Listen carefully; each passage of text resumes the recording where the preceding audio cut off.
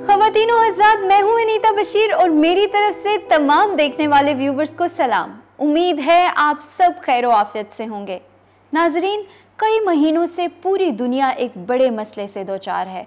जी हाँ, corona virus ने पूरी दुनिया में पंजे गाड़े हुए हैं और इसी की इस्लाह करने के लिए और इसी से अवेयरनेस देने के लिए पाकिस्तान क्रिश्चियन रिकॉर्डिंग मिनिस्ट्रीज़ ने आपके लिए एक प्रोग्राम मुनक़िद किया है और आज हमारे दरमियान बहुत ही खूबसूरत शख्सियात मौजूद हैं जो आज कोरोना वायरस के हवाले से बात करेंगे, मुल्की हालात का जायज़ा लेंगे और कलाम मुक़द्दस में से हमारे लिए तरबियत की बातें शेयर करेंगे।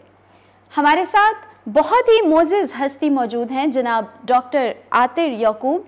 एलाइड हॉस्पिटल में से इनका ताल्लुक़ है, वहाँ ये जॉब कर रहे हैं और उसी के साथ हमारे साथ पास्टर अजीम सैमसन मौजूद हैं और खुदावंद ने इन्हें बड़ी बरकत दी है।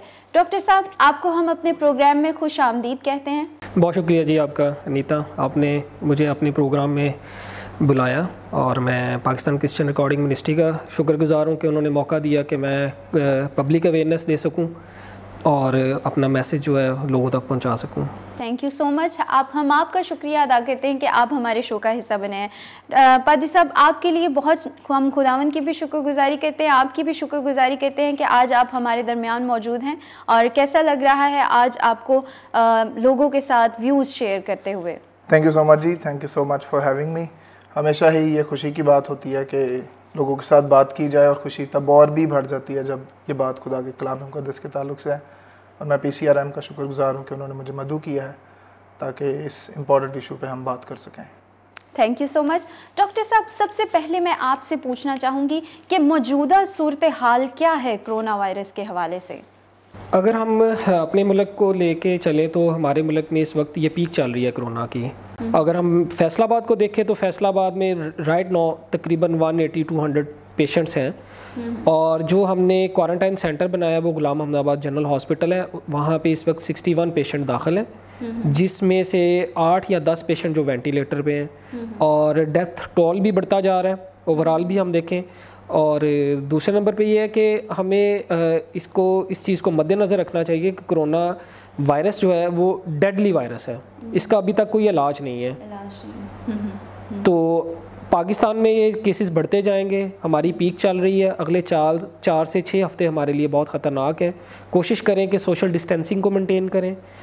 अगर हुकूमत से मेरी ये भी एज अ डॉक्टर जो है वो रिक्वेस्ट है कि लॉकडाउन को अगर एक्सटेंड कर दिया जाए तो बेहतरी आ सकती है। अभी मैं जब हम प्रोग्राम रिकॉर्ड करने के लिए आए थे तो हम सब ने मास्क लगाए हुए थे और अभी डॉक्टर साहब ने भी मास्क लगाया था और बल्कि आप टेबल पे देख भी सकते हैं। तो डॉक्टर साहब, मैं आपसे ये पूछना चाहूँगी कि क्या इक़दामात हमें करने चाहिए, क्योंकि ये ख्याल किया जाता था कि ये जो वायरस है वो एयरबॉर्न नहीं है, हवा में नहीं पाया जाता।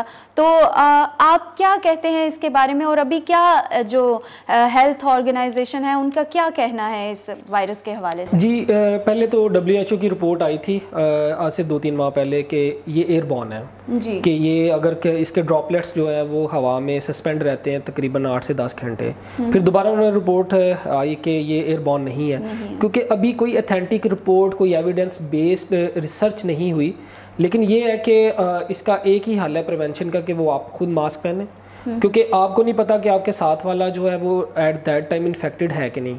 अगर वो छींक मारेगा, खांसी करेगा तो उसके ड्रॉपलेट्स एयर में सस्पेंड होंगे, आप हेल्दी हैं, उस वायरस को कैच करेंगे और आप भी इन्फेक्ट होंगे।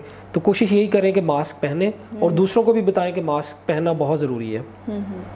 बहुत अच्छी बात की आपने, बड़ा अच्छा मैसेज दिया। और इसी तरह से हमारे साथ पादरी साहब भी मौजूद हैं और मैं उनसे भी पूछना चाहूँगी कि कलाम मुक़द्दस इस वायरस के हवाले से, इस वबा के हवाले से क्या बयान करता है और किस तरह से इसकी हिस्ट्री जो है किताब मुक़द्दस में पाई जाती है? देखिए जी, जब हम इस तरह की प्लेग्स की या वबाओं की बात करते हैं तो इंटरेस्टिंगली अगर हम बाइबल मुक़द्दस का इंग्लिश तर्जमा और उसमें भी ख़ास तौर पर अगर हम किंग जेम्स वर्जन को देखते हैं तो उसमें हमें कम व बेश 120 से ज़्यादा हवाला जात मिलते हैं वबाओं के ताल्लुक़ से। और जहाँ पर भी वबा की टर्म इस्तेमाल हुई है वहाँ पे कॉन्टेक्स्ट भी वाज़ेह है कि खुदा किसी शख्स से, किसी सूरत हाल से, किसी कौम, किसी कबीले से उनके गुनाह के बायस गुस्से में है, गज़ब में है और फिर उनको सज़ा देने के लिए ये जो वबा है वो उनके दरमियान आई और लोग मरे। आज सुबह मैं पढ़ रहा था कि गिनती 16वें बाब में भी वबा है और वहाँ पर खुदा बनी कोरा से और उनके ख़ानदान से गुस्से में है और वबा फूट पड़ी और वहाँ पे 14,000 से ज़्यादा लोग मारे गए। और जब हम इसको बाइबल के कॉन्टेक्स्ट में देखते हैं कि किस तरह से वबाएँ गुनाह की सज़ा के तौर पर आती रही हैं, और फिर जब हम दुनिया पे नज़र करते हैं तो फिर इस तरह की जो वबाएँ हैं वो कुछ अजीब नहीं लगती। कुछ अजीब इसलिए नहीं लगती कि हम जिस तरह साइंस और टेक्नोलॉजी की पीक का दौर देख रहे हैं, उसी तरह हम गुनाह की पीक का भी दौर देख रहे हैं। और ये दुनिया जो आदम के गुनाह के सबब से गुनाह आलूदा है, फॉलन वर्ल्ड है, उसमें इस तरह की वबाओं का होना कुछ अजीब बात नहीं है। लेकिन तो भी मैं खुदा के कलाम का खादिम होते हुए मैं हतमी तौर पर ये नहीं कह सकता कि ये किसी गुनाह के बायस है, गो के होना कुछ अजीब नहीं है। लेकिन मैं कोई ऐसा फतवा नहीं दे सकता कि कोरोना वायरस जो है ये किसी गुनाह के नतीजे में है। अभी हमें देखना बाकी है कि ऊँट किस करवट बैठेगा और खुदा इससे अपनी कौन सी मर्ज़ी और मसलहत को पूरा करेगा। जी, थैंक यू सो मच। बड़ी अच्छे राय पेश की आपने और कलाम मुक़द्दस से भी आपने बताया। तो डॉक्टर साहब, मैं आपसे पूछना चाहूँगी, क्योंकि कुछ कल परसों मैं अपने सोशल मीडिया अकाउंट्स को जब स्क्रॉल कर रही थी और देख रही थी कि कुछ लोग कहते हैं कि ये वायरस जो है मैन मेड है, कुछ लोग कहते हैं कि ये वायरस है भी है, एग्जिस्ट ही नहीं करता। बल्कि कई लोगों से तो मैं मिली कल, कुछ हमारे खातून, एक दो खातून आई और कहने लगी कि वायरस तो है ही नहीं है, ये तो बस हुकूमत ने कहा है, मीडिया शोर कर रहा है, मीडिया बता रहा है कि जी वायरस है, जबकि ऐसी कोई हकीकत नहीं है। तो आप इसके बारे में क्या कहना चाहेंगे? देखिए जी, कोरोना वायरस के हवाले से बहुत सारी मिथ्स हैं। पहले एक स्टडी आई कि ये चाइना से ओरिजिनेट हुआ है, वुहान लेबॉर्ट्री में ये बना। फिर उसके बाद कुछ थियरीज़ आई कि ये अमेरिका में पेंटागन की लेबॉर्ट्री में बना। ये बहुत सारी इसके से रिलेटेड मिथ्स हैं। देखिए, अगर वायरस अगर डेडली नहीं है तो आप पूरी दुनिया का डाटा उठा के देख लें, बहुत सारे लोग मर चुके हैं। अब टोटल डेथ्स इस वक्त दुनिया में अराउंड अबाउट 5 लाख के करीब हो चुकी हैं जी। और 30 लाख से ज़्यादा लोग जो है इस वायरस से इन्फेक्ट हो चुके हैं। अगर ये वायरस से रिलेटेड अगर मिथ ही है तो हाँ, लोगों की डेथ्स क्यों हो रही हैं जी? ठीक है, लोग क्यों मार रहे हैं? क्योंकि हमारे मुल्क में वो अवेयरनेस नहीं है। हमारे मुल्क में लोग इसको सीरियस नहीं ले रहे, सोशल डिस्टेंसिंग को मेंटेन नहीं कर रहे, और दूसरे नंबर पे यहाँ पे हमारे मुल्क में उस लेवल पे टेस्टिंग नहीं हो रही। अगर हम अमेरिका को लें, इस वक्त अमेरिका ने 80 से 90 लाख टेस्टिंग कर चुके हैं। उसके नतीजे में जो रिजल्ट्स आए आपके सामने हैं। इटली देख लें, यूके देख लें, तो ये सारी आपके पास डाटा है। तो वायरस को आपने लाइट नहीं लेना, ये वाकई ही डेडली वायरस, और इससे रिलेटेड अभी ट्रीटमेंट भी नहीं आई जी जी, ठीक है, जो सबसे खतरनाक बात है। अभी सिम्टोमेटिक ट्रीटमेंट ही चल रहा है। जो पेशेंट आता है हम उसको सिम्टोमेटिकली ट्रीट करते हैं, जो सीरियस हो जाता है हम उसको वेंटिलेटर पे डाल देते हैं। तो इसकी कोई ट्रीटमेंट नहीं है। इसका सिर्फ एक ही हल है कि अपनी सोशल डिस्टेंसिंग को मेंटेन करें, हाथ बार बार धोएं, मास्क का इस्तेमाल करें जी। और बिल्कुल हम सोशल मीडिया पे और मीडिया पे भी ये देख रहे हैं कि हाथों को धोना है और मास्क का इस्तेमाल करना है, ग्लव्स का इस्तेमाल करना है, बाहर जाते वक्त ख्याल रखना है, सोशल डिस्टेंस को जो है मेंटेन करना है। अच्छा पाजी साहब, मेरा आपसे सवाल है कि हम देख रहे थे बहुत से यंगस्टर्स, और जैसे दुनिया में जैसे हम सदूम अमूरा में देखते हैं, पिछले जब हम जाते हैं देखते हैं तो आफात खुदा ने नाजिल की, और इसी तरह से जो है कई आफतें मिस्र पर भी आईं, और चूँकि खुदा की आंख भी बदी को नहीं देख सकती। तो मैं ये सोशल डिस्टेंस की, चूँकि हम डॉक्टर साहब से भी बात कर रहे थे, तो आपसे भी मैं बात करना चाहूँगी कि कलाम मुक़द्दस जो है वो सोशल डिस्टेंस के हवाले से या जब कोई वबा आती है तो क्या फरमाता है? मैं इस बारे में ज़रूर इस बात को नोट करवाना चाहूँगा कि एक जो सिलसिला चल निकला है वो ये है कि लोग समझ रहे हैं कि ये हमें मज़हब से दूर करने की साजिश है, और ख़ास तौर पर पाकिस्तानी मुल्क में जहाँ हम माइनॉरिटी के तौर पे रहते हैं, वहाँ पर ये कुछ लोग, आम लोग इसे साजिश के ज़मरे में भी देखते हैं।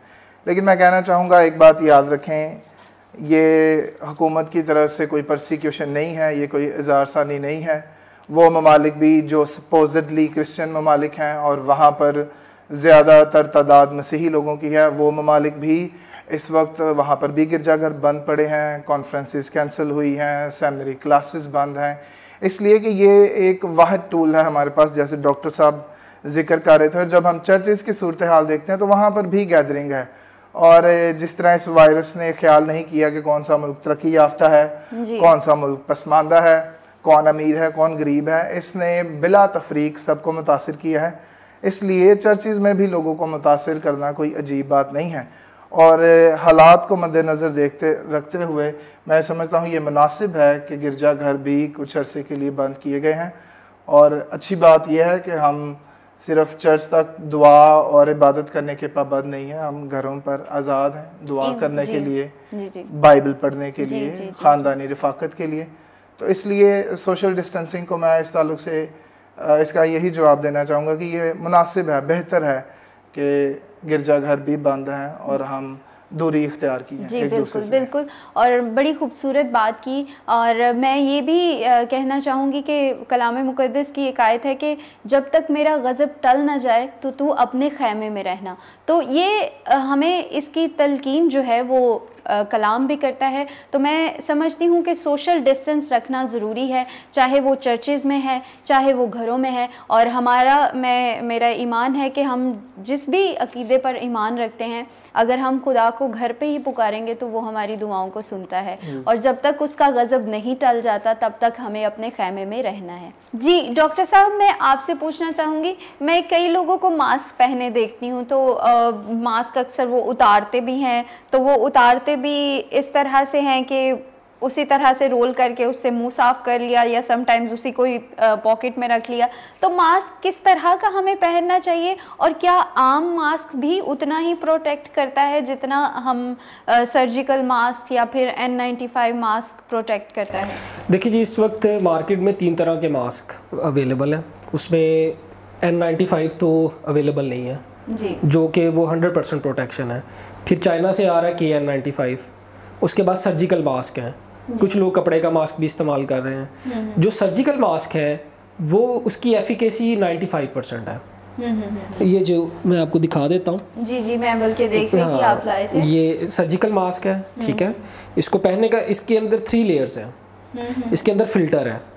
आप इसको जब पहनेंगे तो इसका ये तरीकाकार है, ये आपने ऐसे पहन लिया, उसके बाद इसको आपने थोड़ा सा दबा लिया। कुछ के अंदर तो नोज पिन आती है, लेकिन इसके अंदर नोज पिन नहीं है। इसका मकसद ये होता है कि ये प्रॉपरली आपको सील कर दे, यानी कि ये प्रॉपर सील होगा। आप बोल रहे हैं, अगर आप स्नीज कर रहे हैं, कफ कर रहे हैं, तो ये ड्रॉपलेट्स इससे बाहर नहीं आएंगे, ठीक है। इसको आपने यूज़ करना है। ये अगर तो आप हॉस्पिटल में जा रहे हैं किसी को देखने के लिए, मिलने के लिए, तो फिर आप इसको उसी वक्त यूज़ करने के बाद डिस्कार्ड करें, लेकिन प्रॉपर प्लेस पे। ऐसे नहीं कि आपने पब्लिकली इसको फेंक देना, ठीक है। लोग हमारे यूज़ करके पब्लिकली फेंक देते हैं, ठीक है। अगर आप को इन्फेक्शन है तो फिर डेफिनेटली आप वो पूरी कम्युनिटी को इन्फेक्ट कर रहे हैं, ठीक है। ये है सर्जिकल मास्क। दूसरा आता है जी हमारे पास N95, वो तो अभी अवेलेबल नहीं है, लेकिन ये है KN95, ये चाइना से आते हैं। इसकी भी एफिकेसी उतनी है जितनी आपकी सर्जिकल मास्क की है। तो ये बड़ा इजी है इसको वियर करना।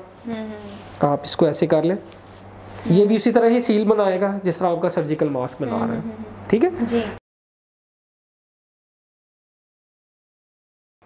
नाज़रीन, मैं एक बड़ी इंटरेस्टिंग चीज़ देख रही थी। जब डॉक्टर साहब ने मास्क उतारा है तो उन्होंने बड़े एहतियात से और जो इसके साइड्स के बैंड्स हैं वहाँ से पकड़ के उतारा है। तो मैं बहुत सारे लोगों को, और रखा भी बड़े तरीके से, बहुत सारे लोगों को मैं देखती हूँ वो मास्क उतारते हैं तो हाथ यूज़ कर लेते हैं, तो फिर वही हाथ जो है वो अपने फेस पर भी यूज़ करते हैं। तो thank you so much doctor साहब, आपने बड़े अच्छे तरीके से हमें जो है, हमारे नाजरीन को और हमें भी मास्क यूज़ करने के बारे में भी बताया है। और नाजरीन, वक्त को कोई कैद नहीं कर सकता, और वक्त कैसे गुजर गया पता भी नहीं लगा। और मैं हमारे जो गेस्ट हैं उनका शुक्रिया अदा करना चाहूँगी कि आज उन्होंने ख़ास वक्त निकाला हमारे लिए, आप सब के लिए, कि आप सब के साथ मिलके, हमारे साथ मिलके आज इस अहम अमूर पर बात कर सकें। तो डॉक्टर साहब, जाते जाते आप क्या मैसेज देना चाहेंगे नाज़रीन को? जी, मेरा पब्लिक को यही मैसेज है कि सोशल डिस्टेंसिंग को मेंटेन करें, जैसे कि हमने प्रोग्राम के शुरू में इस पे बहुत एम्फेसाइज़ किया है। दूसरे नंबर पे घरों में रहें, हाथ बार बार धोएं, मास्क का इस्तेमाल करें, ताकि हम इस वायरस के ख़िलाफ़ जंग को जीत सकें। Thank you so much doctor साहब। जी पाजी साहब, आप क्या मैसेज देना चाहेंगे? मैं ये मैसेज देना चाहूँगा कि याद रखें, खुदा अब भी अपने तख्त पर है, वो कादिर मुतलक खुदा है, और ये हरगिज़ मत सोचें कि इस वायरस के आउटब्रेक से खुदा हैरान है। हम इंसान हैं, खुदा की मसलहत को समझ नहीं सकते, लेकिन एक वक्त आएगा जब हम जानेंगे कि अल्टीमेटली इस सारे फेज़ से खुदा के नाम को जलाल और उसके लोगों के लिए भलाई पैदा हुई है। सो ईमान रखें, खुदा हम सब के साथ है। Thank you so much. एक बार फिर से मैं अपने दोनों गेस्ट का शुक्रिया अदा करना चाहूँगी, और इसी खूबसूरत मैसेज के साथ कि सोशल डिस्टेंस रखें, अपना ख्याल रखें, अपने प्यारों का ख्याल रखें, ताकि हम एक बेहतर माशरे की तश्कील दे सकें। मैं अनीता बशीर PCRM स्टूडियो से इजाज़त चाहूँगी आपसे, इस वादे के साथ कि हम फिर मिलेंगे एक नई बात और एक नई उम्मीद के साथ। God bless you.